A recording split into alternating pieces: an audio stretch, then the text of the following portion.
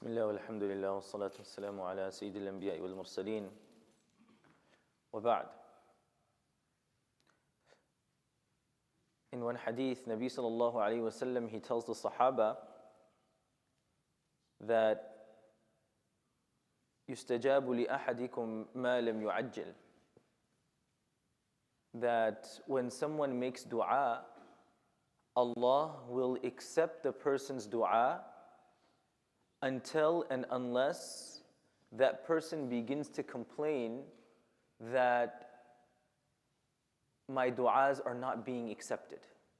The person, yu'ajjil, he's hastening. And the Sahaba, they were curious as to what it meant to be very impatient in your dua. And he said, alayhi salam, that being impatient in your dua is, you make dua and then you start to complain. And you say, I've been making dua for years and my dua has not been heard yet. Nabi sallallahu alayhi wa sallam said, this is what it means to be impatient, and the moment you become impatient, your dua is no longer heard in the court of Allah subhanahu wa ta'ala. Dua is a very powerful tool in our lives, and we have to understand that dua in and of itself is a form of ibadah.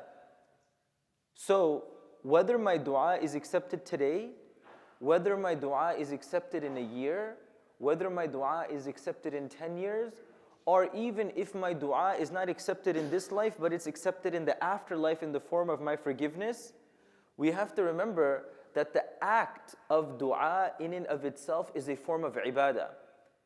When the Prophet ﷺ in an authentic hadith, he says, "Ad-du'a huwa al-ibadah," that dua is a form of ibadah.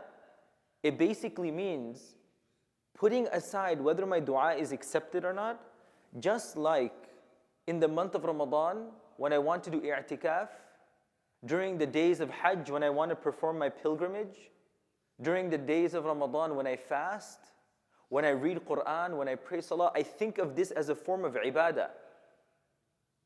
But when I think about dua, for some reason, I think about dua as a medium and not as an end in and of itself.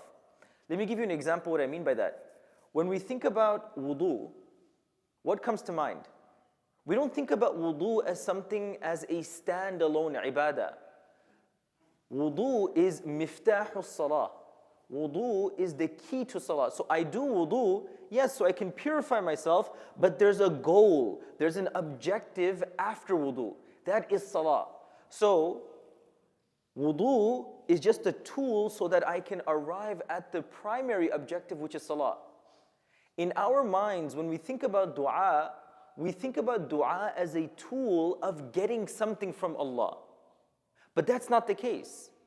Just like salah is an ibadah, dua is also an ibadah.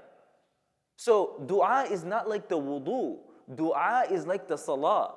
And if I get something out of my dua, alhamdulillah. If I don't get something out of my dua, I still get the reward of an ibadah and worship. This is a very important difference that Nabi sallallahu alayhi wa sallam tried to emphasize to the Sahaba when he said, "Ad-du'a huwa al-ibadah."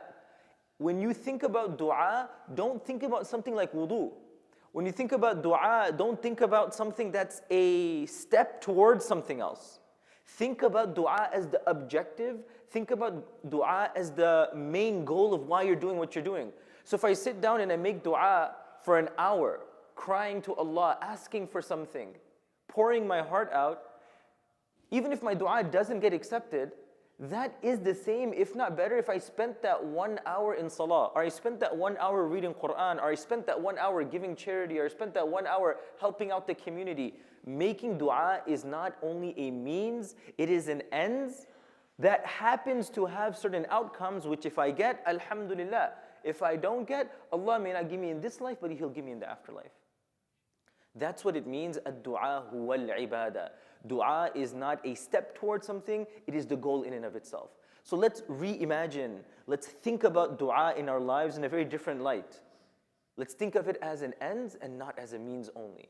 May Allah subhanahu wa ta'ala allow us to get the ladha and the sweetness of dua. May Allah subhanahu wa ta'ala allow us to appreciate the conversation we have with Him when we make dua. And may Allah subhanahu wa ta'ala accept our du'as in this life and grant us forgiveness in the afterlife. Ameen ya Rabbil Alameen. Jazakumullah khairan. Wassalamu alaikum.